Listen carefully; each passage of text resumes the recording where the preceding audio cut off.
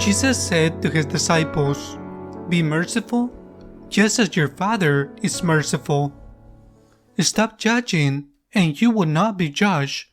Stop condemning, and you will not be condemned. Forgive, and you will be forgiven. Give, and gifts will be given to you. A good measure packed together, shaken down, and overflowing will be poured into your lap.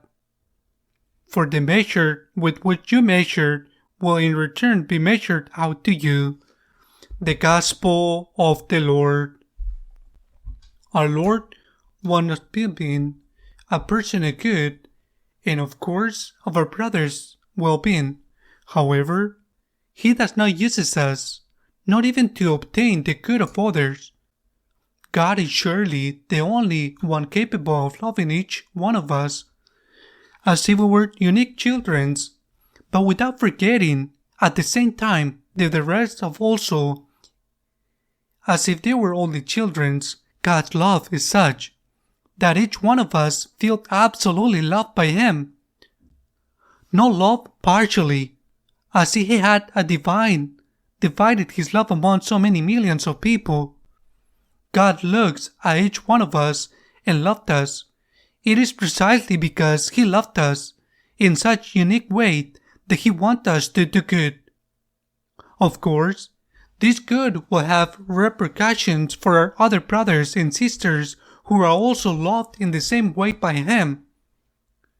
He's not asking us to make a sacrifice for the sake of others, or for others to make sacrifice for our sake. What He asks of us is for our good, even if it benefits others, who He also loves and as He loved us. God does not use us. We are not for Him a second cause. He are not for Him an instrument and means. It is which one of us were objective of His life.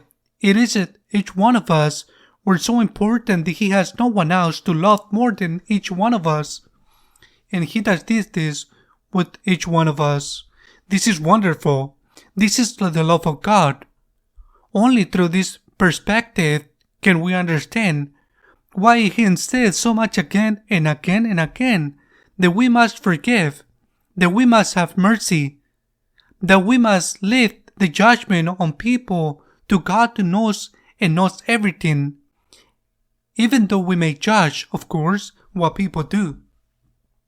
The measure you use, He tells us, will be used upon you.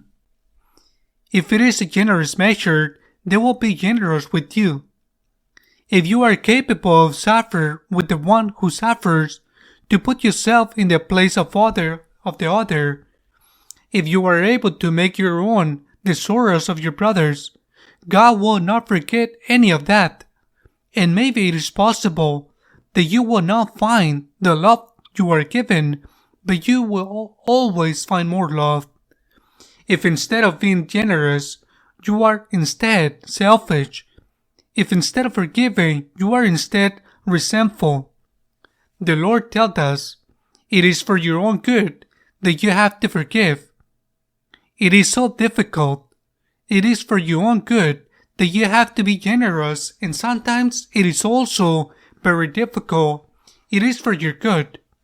The measure you use in forgiveness, in any other aspects, in generosity, for example, the measure you use will be used upon you.